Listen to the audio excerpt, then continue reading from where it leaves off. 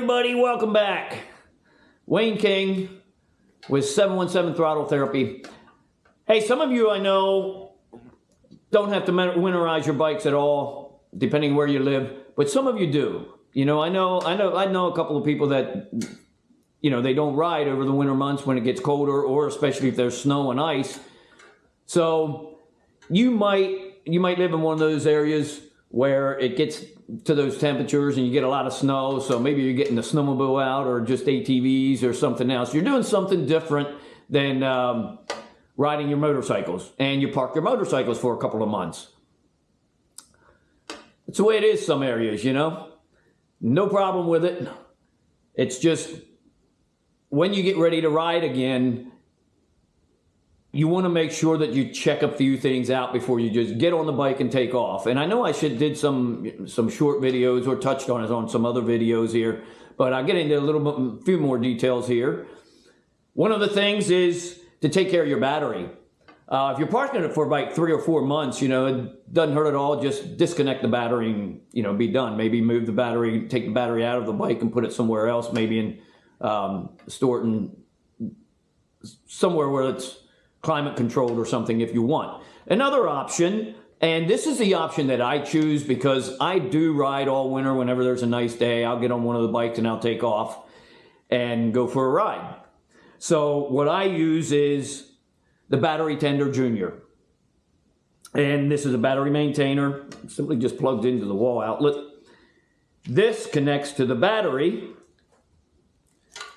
this right here, and it has this tail on the end. You plug these in, and there you go. It'll take care of your battery and keep your battery charged and maintained, so that when you go out to get on the bike, you don't hear that dreaded click, click, click, and there's nothing there. Now, I have a couple of these, and I rotate them on the motorcycles and on the mower and on, you know, the ATVs, but I mean, I have some of these batteries, you know, typically I'm looking at like 5 years and I'm thinking, okay, that battery is done. But I do currently have one battery that this will be the 8th year that and it's still doing fine. And I think this has been the trick, you know.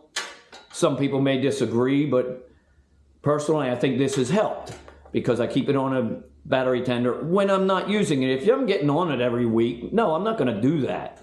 But when I'm not using it very often, you know, might be sitting for a week or 2, 3 weeks maybe, I'll plug it in. The nice thing about this is, now if you disconnect your battery, you know, you have to connect it, put it back in, connect it.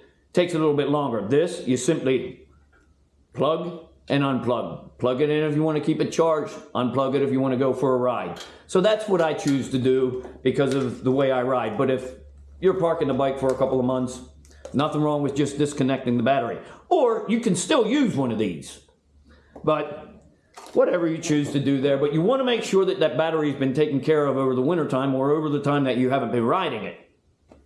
That way, when you get on that bike, it starts up. Another thing you want to definitely check is your tires. And obviously air pressure. I check that on a regular basis throughout the summer. Even when I'm riding, I check that on a regular basis. Some of you might have a gauge on your motorcycle where it tells you, where it reads the tire pressure, and you can just look at it that way. If that's you, then that's great. Use that gauge if you want. I still tend to check mine manually, you know, with a regular tire pressure gauge. Make sure you've got the right amount of tire pressure in those tires before you get on the bike and take off. Another thing to check is the wear and tear on the tire. You know, is that tire ready to go for a season? If it's not, get yourself a new tire. You know, there's the wear bars. If you're at the wear bars on the tires, get yourself a new tire, you know. If there's any kind of cracks or dry rot starting on those tires, you've only got 2 tires here, so I wouldn't trust it. Just get yourself another tire, 1 or 2, whatever, because I don't always change both of them at the same time. You know, the rear wears out quicker than the front. So I'll change the rear and let the front go for a little bit. Now, I get it. Some of you may want to change both of them every time. That's fine. Go for it if you want. I don't. You know, I change them as they need to be changed. If I'm getting ready for a long trip, I do the same thing. I'll take a look at the tire. Hey, am I going to make it, halfway through this trip or something? Last year when we did the coast-to-coast trip, Willie and I both needed a new tire in Colorado. So we had called ahead to the dealer. They stock them. No problem. Just give us an hour. They told us this, and just give us an hour or so before you get here, and we'll get you in and get the tire changed. And that's what we did, and it worked out great. Another thing to check and maintain, your oil. Check your oil. If it needs change, change it. Now's the time to do it. Start the season with some fresh oil. If you don't put that many miles on, now I don't change my oil every winter because I'm changing it whenever I need it throughout the year. And that's usually around 5,000 miles is when I'm changing the oil on my bikes. I do that whenever it needs done throughout the year, because of the type of mileage that I put on. But if you only put a couple of thousand miles on in a year's time, over the whatever you call it, your riding season, just change your oil before you get started again. Nothing wrong with that. It's not going to hurt, and it's cheap maintenance, I guess. It's cheaper than replacing a motor or something, or an engine. Cheaper than replacing an engine.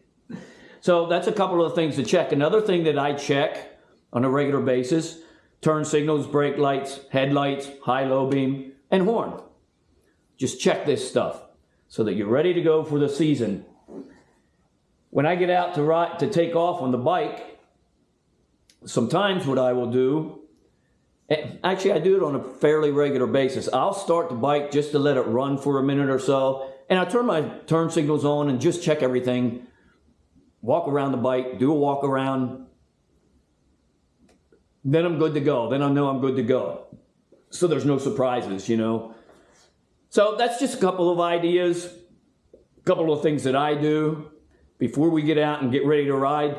The weather's starting to really get nice here in Pennsylvania. Now, get it, I know, it's only March, and we can still get some pretty chilly temperatures, and we can even get snow. I remember a couple years ago, the year that we moved, April 10th, we got 4 inches of snow that morning. It's like, you gotta be kidding me. This is moving day. I thought we'd be out of the woods by that time, but we weren't. So we can still get it here, but I do know this coming week, they're calling for temperatures in the 60s and 70s. I mean, that's some great weather. You're going to want to have that bike ready to go. So another thing that you want to check is your brake pads. Make sure your brakes are good. Maybe, maybe you need to do a brake fluid flush. It's been a while since that's been done. I do mine every 2 years. So that type of stuff. Make sure your brake pads are good. Again, not that big a deal to change your brake pads. But if you get out there and realize, wait a minute, I don't have any brakes because I didn't check this, you could be in for a world of hurt. So, 2 things to think about.